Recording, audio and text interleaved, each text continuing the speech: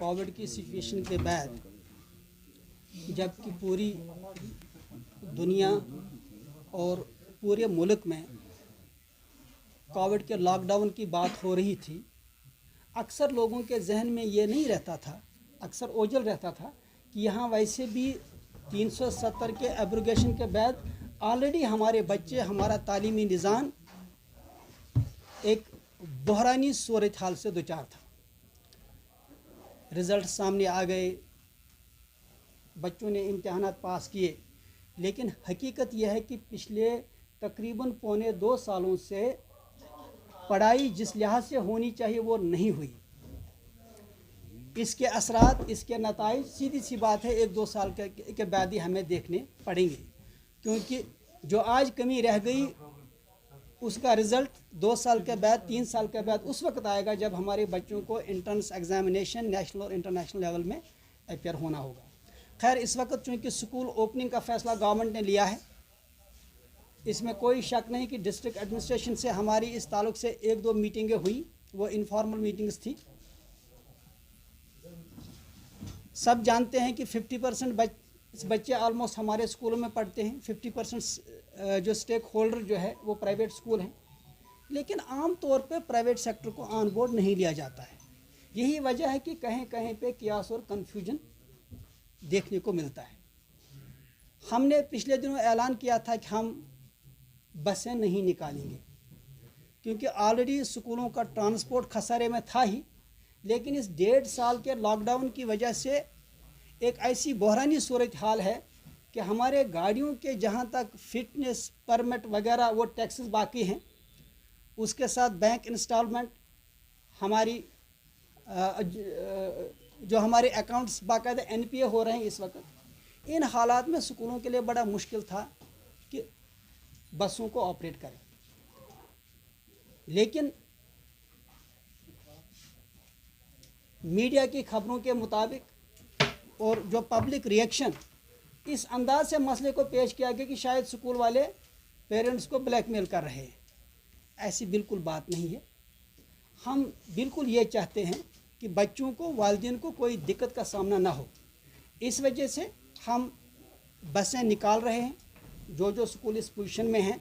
हाँ, जिनकी बसें बिल्कुल खस्ता हाल है या जो नहीं निकाल पाए हैं वो भी एक परसेंटेज है, लेकिन एज एसोसिएशन हमने सारे स्कूलों को कहा कि वो बसें निकालेंगे।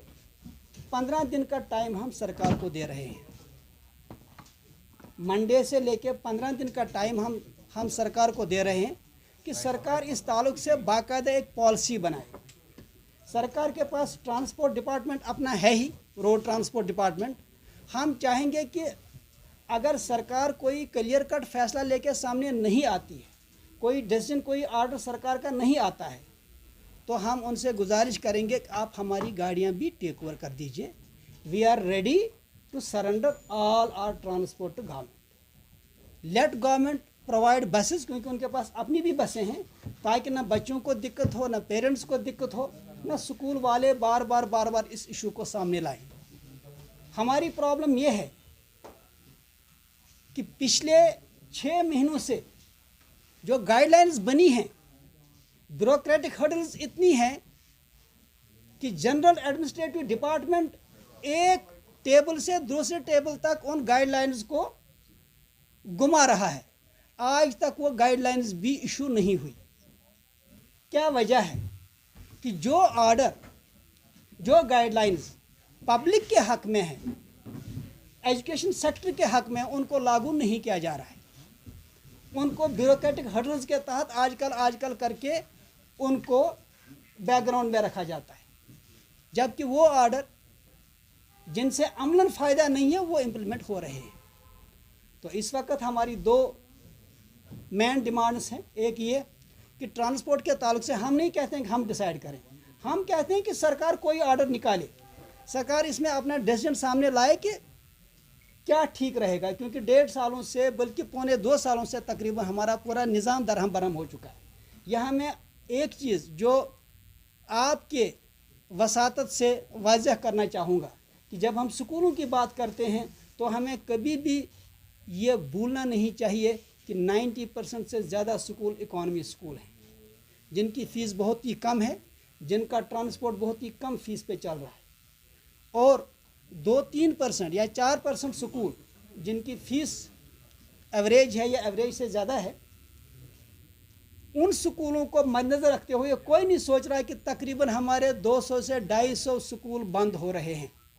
اس وقت جب میں آپ سے بات کر رہا ہوں، صرف 1 گھنٹہ پہلے مجھے ایک اچھے سکول کا بڑے پوش ایریا میں، پیر باغ ایریا میں، ایک سکول جس نے 1.25 کروڑ کی انویسٹمنٹ پچھلے دنوں صرف اپ گریڈیشن کی ہے، آج اس نے فیصلہ لیا کہ وہ سکول بھی بند ہو رہا ہے۔ تعلیمی نظام ایک بحران سے دوچار ہے۔ ہم چاہتے ہیں کہ اس میں سوسائٹی کا رول بنتا ہے، سب آگے آئیں۔ ایسا نہ ہو کہ کل پرائیویٹ سیکٹر، یہ سوشل میڈیا کے ٹرولز کی بات نہیں ہے، ہم جانتے ہیں کہ وہ کون لوگ ہوتے ہیں، اس پہ ان کا پروفائل چیک کر لیجیے، دیکھیے کون لوگ ہیں سنجیدہ۔ جو یہاں سول سوسائٹی ہے، جو یہاں پیرنٹ ہے، وہ جانتے ہیں۔ ہم کوالٹی ایجوکیشن کی بات کیا کریں جب پورا نظام ہی اس وقت بحران کی حالت سے گزر رہا ہے؟ کہیں ایسا نہ ہو کہ کہتے ہیں کہ ہر چیز سے گئے، اب کم سے کم یہ تعلیمی نظام ہے، ہم چاہتے ہیں کہ تعلیمی نظام کے تعلق سے گورنمنٹ سیریس ہو اور اس تعلق سے گائیڈ لائنز آ جائیں۔ ہم یہ نہیں کہتے ہیں کہ ہماری جو ہے آپ ہماری بات مانیے، ہم کہتے ہیں کہ آپ ہی آرڈر نکالیے، آپ ہی فیصلہ کر لیجیے، آپ ہی ٹرانسپورٹ کا فیصلہ کر لیجیے، آپ ہی فیصلہ کر لیجیے کہ جو آپ نے گائیڈ لائن بنائی ہیں، آج تک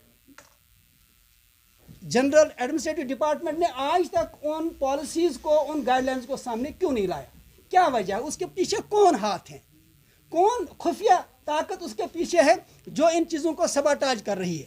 ہم چاہتے ہیں کہ گائیڈ لائنز جو اس وقت، کیونکہ دیکھیں نیو ایجوکیشن پالیسی آ رہی ہے، دوسرے اسٹیٹس کی پوری تیاری ہے اور ہماری کوئی تیاری نہیں ہے۔ اس وقت انڈیا کی بات ہی نہیں، انڈیا سے باہر بھی دیکھ لیجئے، ہر جگہ پوزیشن یہ ہے کہ ہائیبرڈ موڈ میں ایجوکیشن جاری ہے۔ آن لائن بھی فیسلٹی مل رہی ہے بچوں کو اور آف لائن بھی بچوں کو فیسلٹی مل رہی ہے۔ اگر کسی کارن کوئی بچہ سکول نہیں جا پا رہا ہے، اس کو آن لائن ایجوکیشن مل رہی ہے۔ لیکن ہماری پرابلم یہ ہے کہ یہاں ابھی تک ہائیبرڈ ماڈل کے تعلق سے کوئی پالیسی سامنے نہیں آئی ہے۔ ہم اپنا یہ حق سمجھتے ہیں اور ایماندارانہ ایک بات سامنے رکھتے ہیں کہ اگر ایسی ہی حالت کنٹینیو کرتی ہے تو یہ جو پرائیویٹ سیکٹر، بہت سارے سیکٹر آلریڈی کولیپس کر چکے ہیں، یہ ایک انسٹیٹیوشن ہے جو شاید اب کولیپس کی نوعیت تک پہنچ چکا ہے۔ سرکار نے اعلان کیا کہ ہم کمیٹی بنائیں گے، ایڈوائزر کی صدارت میں کمیٹی بنائیں گے، پھر ہم دیکھیں گے کہ ان کی کیا مدد کر سکتے ہیں، لیکن یہ ایواش تھا، عملاً کچھ ہوا نہیں۔